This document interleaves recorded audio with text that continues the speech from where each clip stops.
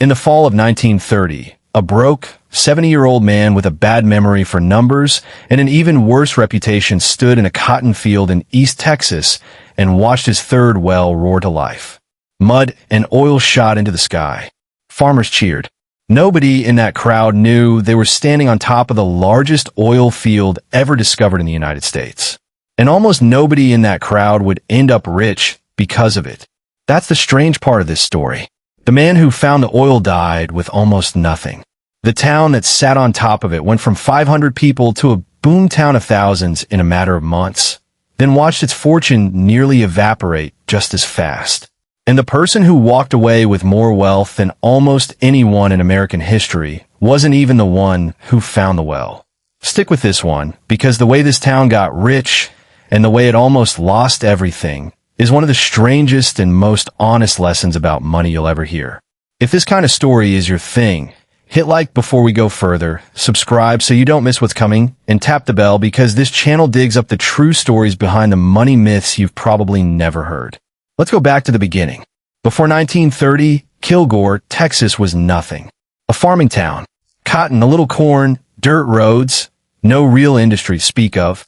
It was the middle of the Great Depression, and East Texas was about as far from Wall Street, in every sense, as a place could be.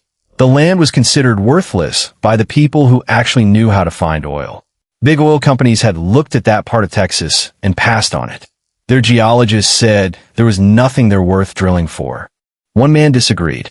His name was Columbus Marion Joyner, but everybody called him Dad. He wasn't a geologist. He wasn't even a very good businessman. What he was more than anything was a salesman. Dad Joyner leased land from a widow named Daisy Bradford, and he promised her the land would make her rich. That oil money would build schools and parks in her name. And he drilled. His first well was a dry hole. His second well was also a dry hole. Twice, Dad Joyner failed completely. Most people would have walked away. Instead, he did something almost every successful and unsuccessful gambler in history has done. He doubled down. He raised more money from more investors, using nothing but charm and a report from a geologist who wasn't even a real geologist. He convinced people, again, to believe in a hole in the ground that had already disappointed everyone twice. Here's what almost nobody knows about this next part. Dad Joyner wasn't drilling because he was confident there was oil down there. He was drilling because he needed something, anything, to show his investors so he could keep selling shares in his company. The well itself was almost a prop, but sometimes even a desperate gamble pays off in a way nobody expects. On October 3rd, 1930, his third well, Daisy Bradford No. 3, blew in. Real oil. Not a trickle. A gusher. And within days, word had spread across the entire region. People didn't just hear about it. They came.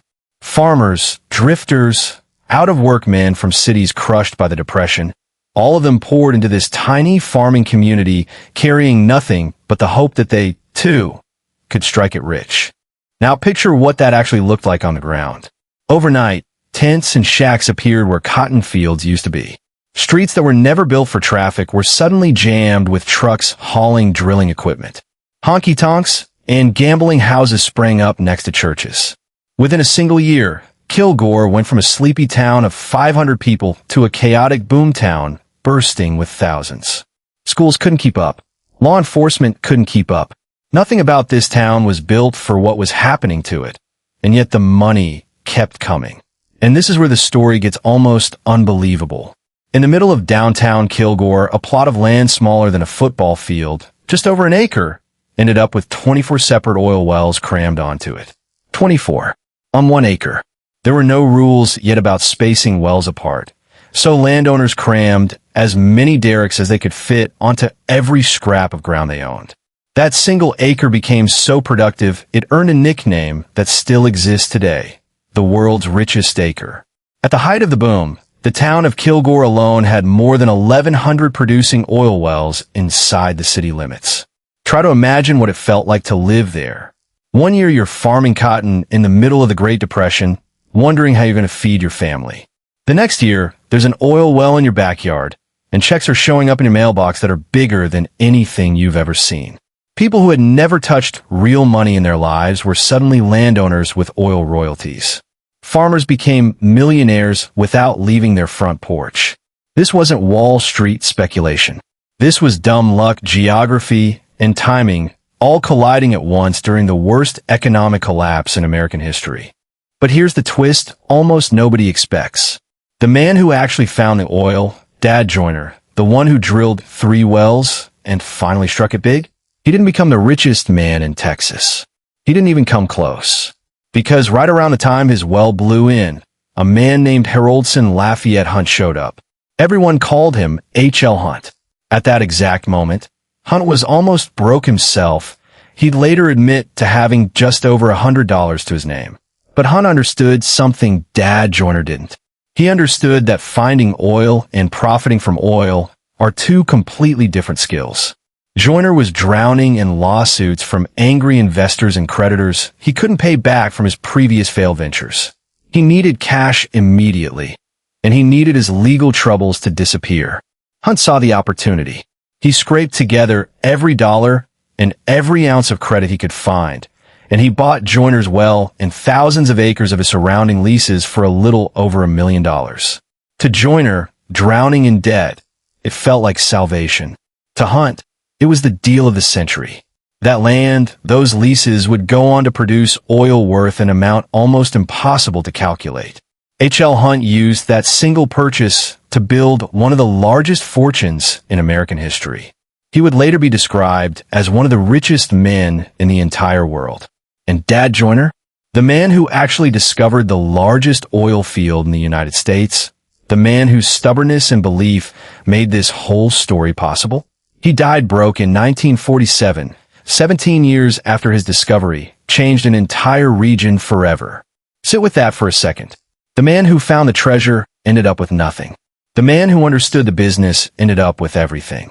That single fact tells you almost everything you need to know about how fortunes are actually built and how easily they slip away. Now let's go back to the town itself, because Kilgore's story wasn't finished either. All those wells, all that oil pouring out of the ground at once, created a massive problem nobody had planned for. When too much oil floods the market at the same time, prices don't rise, they collapse. And that's exactly what happened. Oil that had been worth over $1 a barrel dropped to a few cents. In some reports, barely enough to cover the cost of the barrel itself.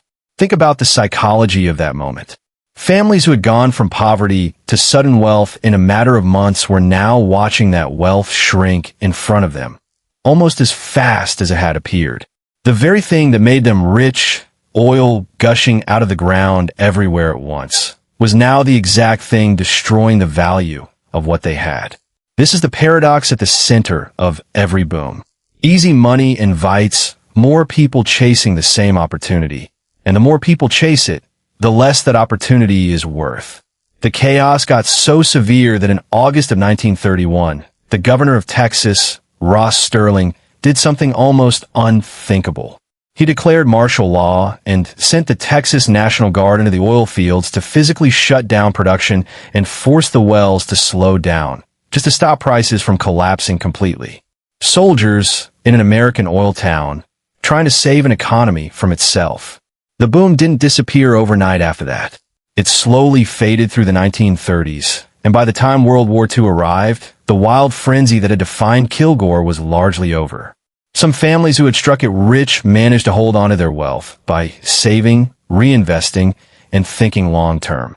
Others spent it as fast as it came in, treating the boom like it would last forever, and watched their fortune disappear almost as quickly as it arrived. So what's the actual lesson here?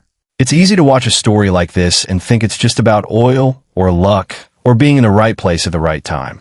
But the real lesson is about how humans behave whenever sudden, easy money shows up. When wealth arrives without effort, without a plan, without understanding how fragile it is, people tend to treat it like it's permanent. They spend like the good times will never end. They don't ask the uncomfortable question, what happens when everyone else has the same idea I do?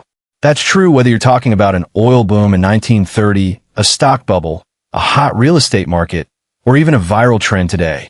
The pattern repeats because human psychology doesn't change nearly as fast as markets do.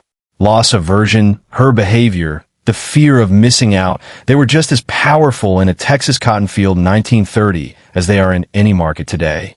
Kilgore's story isn't really about oil at all. It's about the difference between wealth that shows up by accident and wealth that's actually understood. Dad Joyner found the treasure and lost everything. H.L. Hunt understood the value of the treasure and built an empire. The town itself experienced both sides in the span of a single decade, rising from nothing and then almost collapsing under the weight of its own good fortune.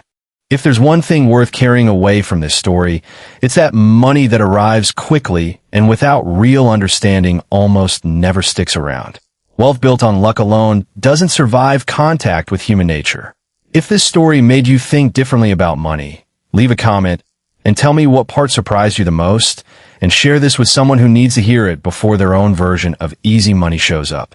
Because in the end, the world's richest acre didn't stay the richest acre for very long.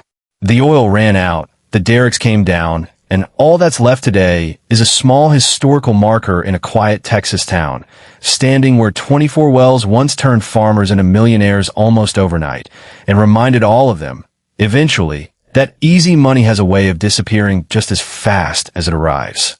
Subscribe to Money Elevate, because the next story might be the one that changes how you see your own money for good.